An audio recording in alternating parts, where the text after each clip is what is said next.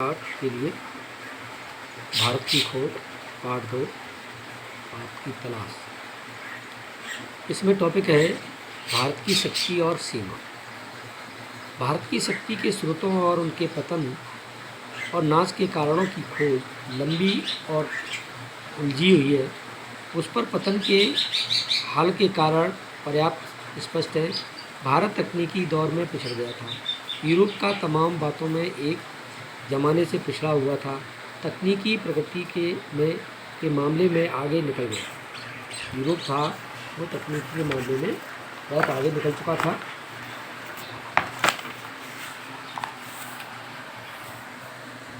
इस तकनीकी विकास के पीछे विज्ञान की चेतना थी तथा हौसलामंद जीवनी शक्ति और मानसिकता थी।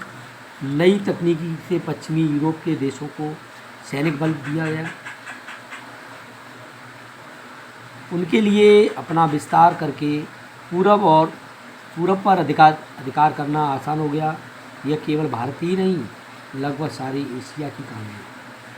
ऐसा क्यों हुआ, इस गुत्थी को सुलझाना ज़्यादा मुश्किल है, क्योंकि पुराने समय में भारत में मानसिक सजगता और तकनीकी कौशल की कमी थी नहीं, किंतु बाद की सदियों में उत्तरोत्तर गिरावट का आभास होने लगता है। जीवन की लालसा और उद्यम में कमी आ जाती है, क्षीण होती है। रचनात्मक प्रवृत्ति की जगह अनुकरण की प्रवृत्ति ले लेती है। जहाँ कामयाबी के साथ विद्रोह विचार पद्धति की प्रकृति और ब्रह्मांड के रहस्यों को भेदने का प्रयास किया था, यहाँ शब्द भंडार से लैस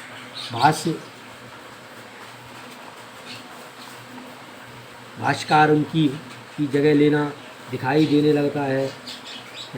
25 कारी वाली सावधानी से भी कई नक्काशी लेने लगे। प्रभावी किंतु सरल सजीव और समृद्ध भाषा की जगह अत्यंत अलंकृत और जटिल साहित्य शैली ने ले ली। साहसिक कार्यों की लालसा छलकती हुई जिंदगी उनके कारण दूर देशों के भारतीय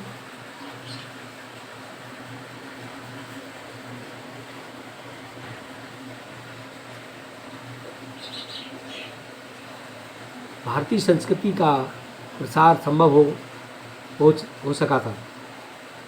क्षीण हो चली और उसके स्थान पर महासागरों के पार करने पर रोक लगाने वाली संकीर्ण रूढ़वादिता ने जन्म ले लिया। जाट पड़ताल को विवेकपूर्ण चेतना लुप्त हो गई और अतीत की अंधी मूर्ति पूजा ने उसकी जगह ले ली।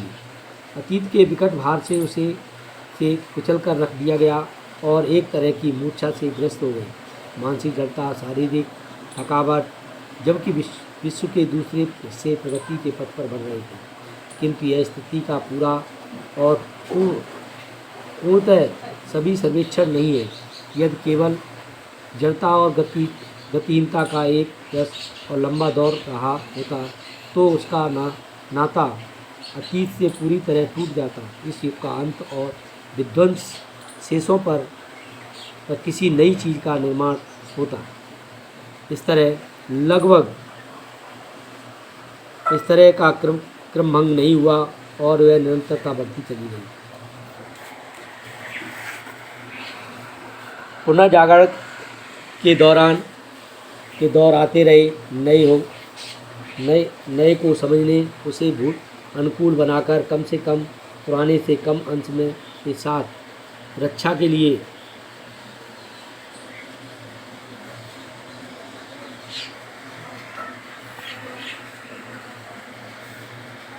करने लायक समझा जाता रहा गया। उस पर सामंजस्य करने के प्रयास साफ दिखाई देते रहे। अक्सर पुराने का न केवल सर्वहारी ढांचा प्रतीक के रूप में बचा रह गया और अंतर्वस्तु बदल गई। ऐसी लालसा जो लोगों को उस लक्ष्य की ओर खींच रही थी, पूरी तरह सिद्ध नहीं किया जा सकता था और साथ ही प्राचीन और नवीन के बीच सामंजस्य स्थापित करने की इच्छा बराबर बनी रही। इसी लालसा ने उनकी गति दी और उन्हें पुराने को नए बनाए रखने के साथ साथ विचारों को हाथ प्राप्त करने की सामर्थ्य दी। भारत की तलाश।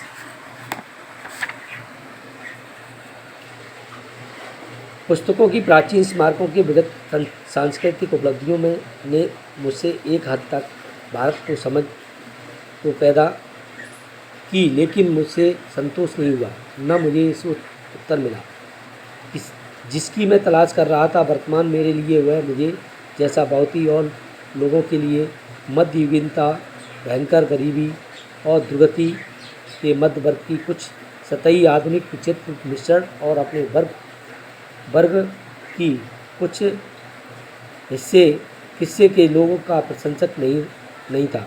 फिर भी भारतीय संघर्ष में नेतृत्व के लिए निश्चित रूप से मध्य वर्ग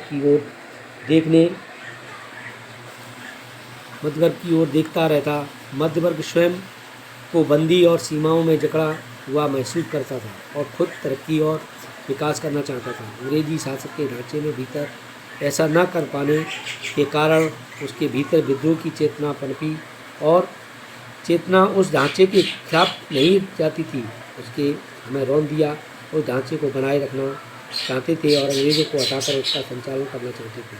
मध्य वर्ग के लोग इस हद तक इस ढांचे को पैदाइश थे कि चुनौती के देना या उसे उखाड़ फेंकने का प्रयास करना उसके साथ की बात नहीं थी। नई ताकतों से सिर उठाया और वे हमें ग्रामीण जनता की ओर ले गए।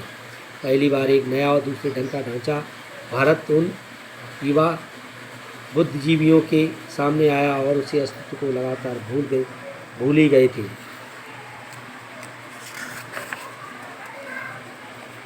कम अहमियत देते और दृश्य बेचैन कर देने वाला था, इसलिए कि उस समय में हमारे कुछ मूल्यों को निष्कर्षों के संदेश उत्पन्न कर दिया था। भारत के वास्तविक रूप की तलाश शुरू की गई और हमारे भीतर इसका समझ और द्वंद्व दोनों ही पैदा हुए। कुछ लोगों की ग्रामीण समुदाय से पहल से परिचित थे, इसलिए कोई नया उत्तेजक अनुभव नहीं हुआ था।